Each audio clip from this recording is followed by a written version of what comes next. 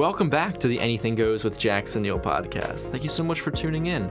Today, my interview with Inez X talking about her current tour and other songs. We'll jump right into that, but first, I want to let you guys know about all the places you can listen to this, whether it's SoundCloud, Stitcher, iTunes, YouTube, Spotify, anywhere you like to listen to podcasts, this podcast is there. But make sure to go over to jacksonneillpodcast.com. There you can find every single episode of Anything Goes, and it's, I think, the best place to listen to it. A lot of cool extra content there as well. So, jumping right into this conversation I had with Inez, we talked about her current tour. When I was talking to her, she was on tour supporting Tokyo Jets and the Hood So Proud tour.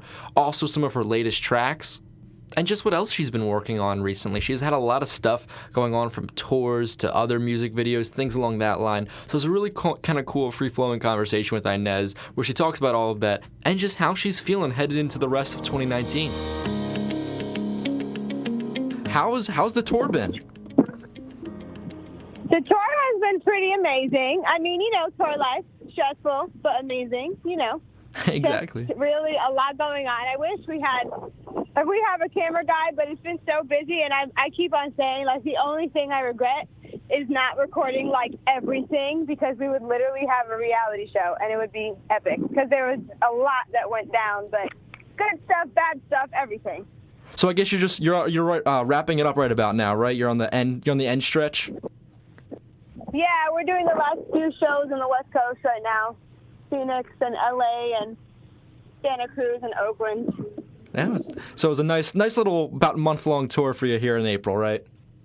Yeah, it was nice, and it was just long enough to just get the feet wet, because I haven't been on tour in a while. I was on tour with Fetty Wap and Post Malone, but it was a couple of years since I was on tour, so I really miss being on the road. So it was nice to be back on road.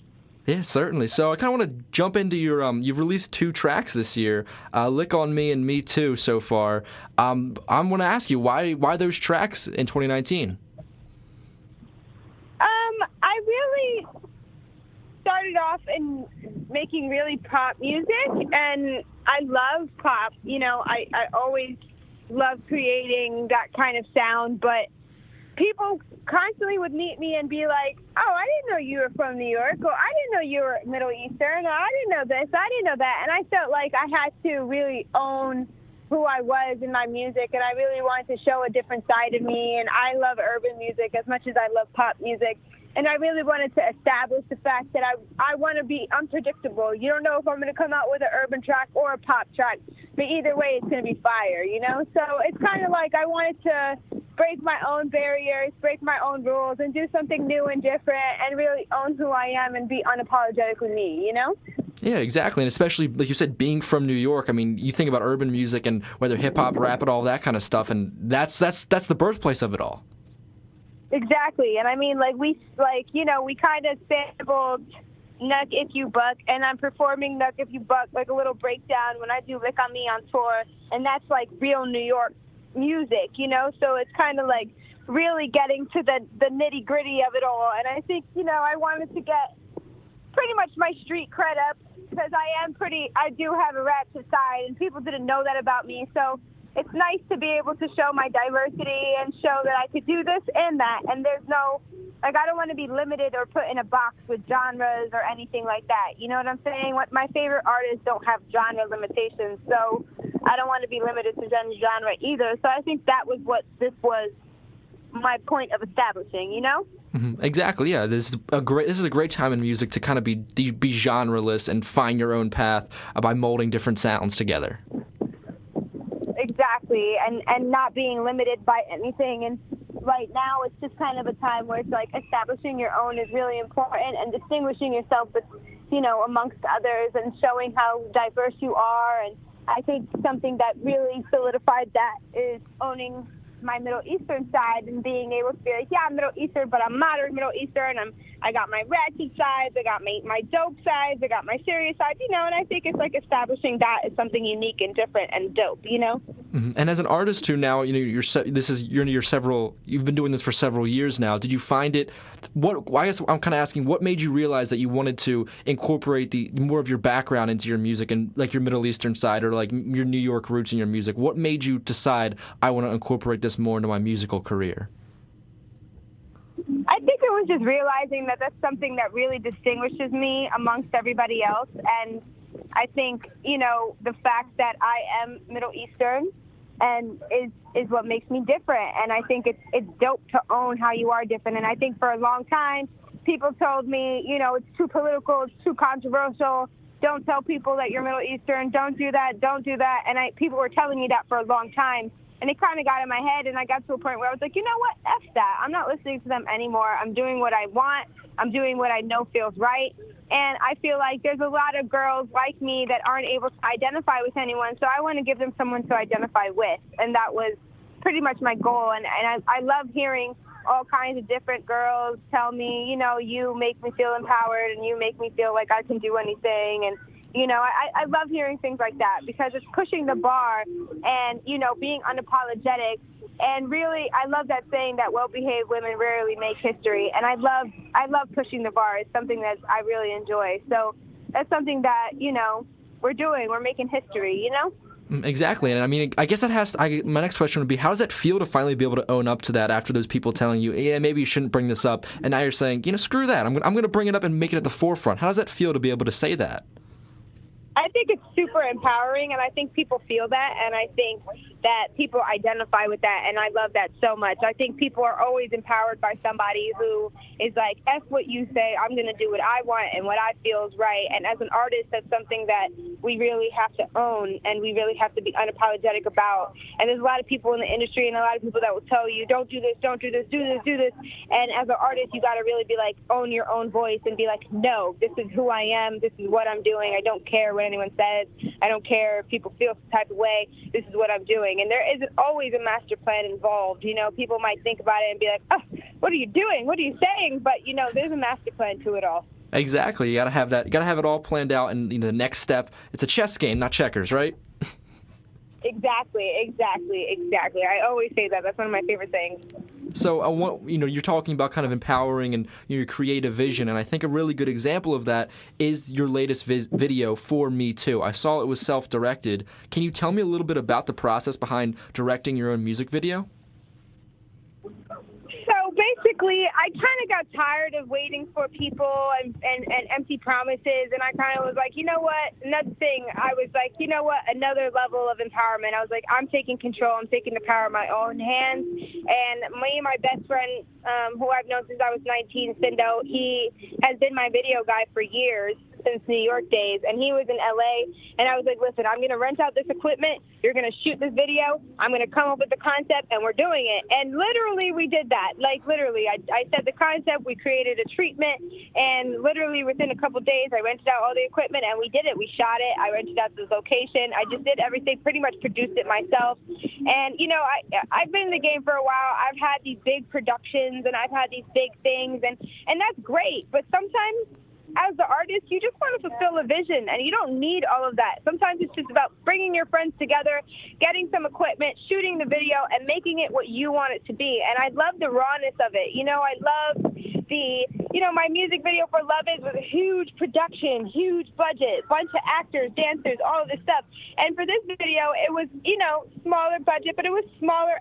We just did it ourselves. It was me and my friends. We came together, pretty much all family, and we just I want to do this video. And in a couple days, we shot it. And I love how raw it is. I love how personable it is. I love how you can connect with it. People really connect with me more now, and I love that. I wanted to really take it back and strip it down and kind of make it more back to the basics and more raw, and I love that about it. So that was really fun, and it was really cool. It was stressful, of course, wearing so many hats, but I think it was really cool to fulfill the vision and really be able to be like, yeah, I directed it, and I'm really getting into my directing, aspect of everything, because I've always had a touch in every video I've put out. I'm a very hands-on artist.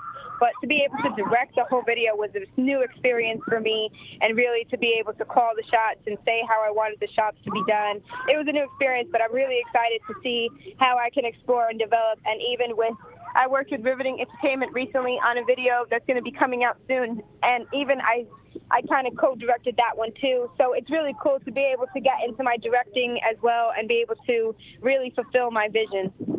Yeah, and when you direct, you get all control over the creative vision. And I like how you described the feeling of the video, because the way I described it, and when I was watching it, I thought, this looks professional, but it's personal. But I can I can relate to the people in the video. It was that personality, that rawness that you mentioned.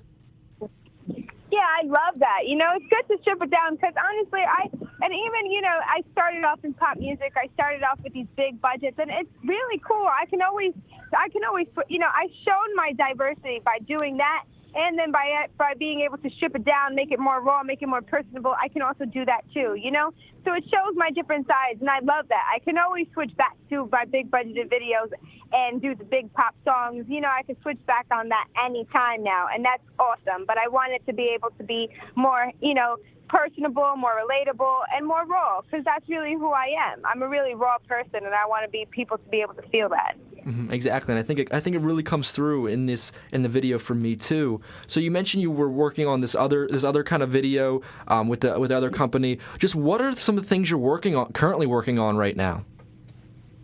I mean, so much. We got a song.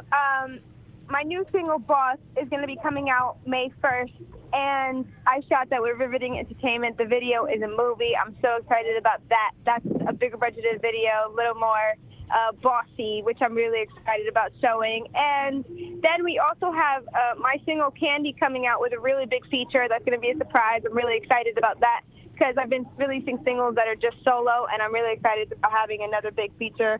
So that's exciting. And I'm coming out with a project soon, too. So, I mean, this summer we're going to just be coming back to back to back. A couple features, a couple big records coming out, and I'm really excited just to keep on releasing music, keep on performing, going back on tour, stay on road. I'm excited about that, and just a bunch of surprises. So just like it's gonna be a really big year. Well, it has been already, but it's just gonna keep getting bigger. Yes, certainly, and I'm excited to hear about those that you have features on some songs, because you've been releasing a lot of solo work in the past year or so. What's it like to get back and finally being collaborative on a track again?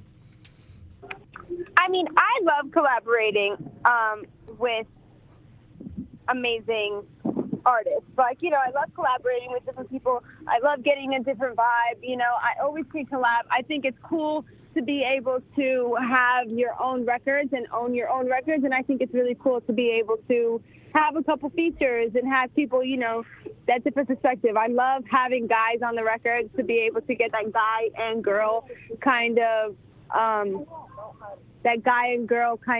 perspective. I love that too, So there's a couple different things that I love about having features, but I do love having my own solo dolo records, and I do love having features. It's always fun to be able to collaborate with different artists and get different perspectives and be able to feel different vibes. I love it, and there's so many artists that I want to work with. So in the next year, definitely we'll have a lot more features for sure. That's very exciting. A lot of exciting stuff to hear there. You mentioned a project in the works. You just mentioned how recently this year you've kind of gone with this newer kind of sound, some different, mentioning some different stuff in your music and Me Too and Lick on Me. I guess my question about your project is, what kind of creative direction are you really taking with it? My creative direction really right now is being as raw, honest, and empowering as possible right now. I really want people to be able to, to be like, wow, Inez makes me feel so strong. Inez makes me feel so empowered. She makes me feel so like I could do anything. I really want to inspire people and make sure that they feel that, because for me, I am an empowered person, empowered woman myself.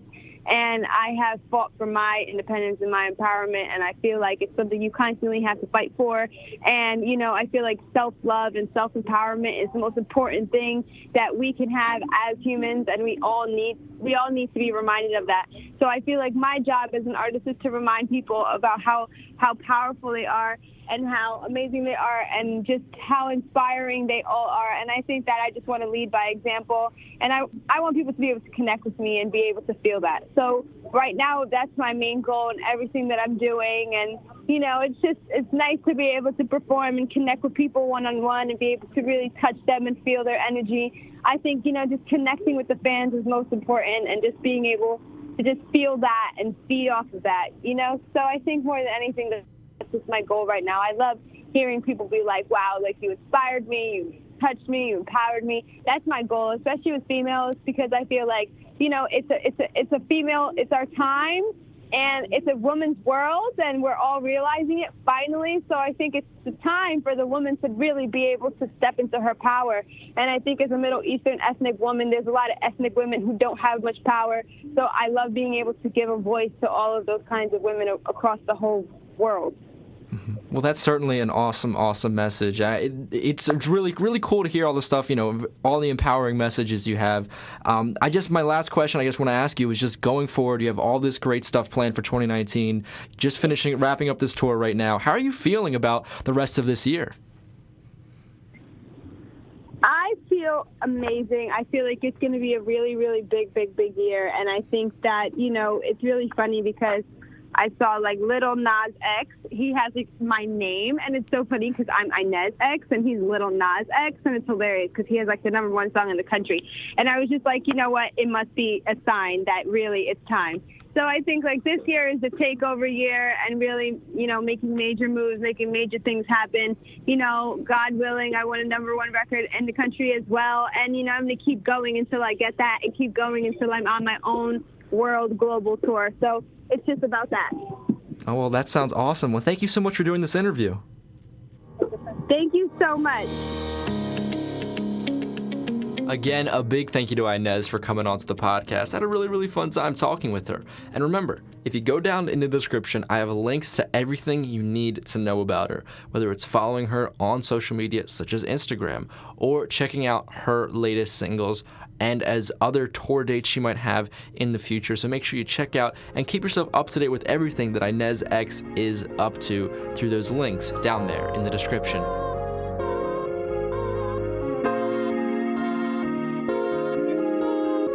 And that's a wrap.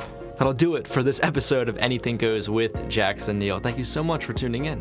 Remember, you can go over to jacksonneillpodcasts.com. That's where all of my podcasts are published at, including Anything Goes and my sports and music ones. So make sure to head over there to check out all the latest content.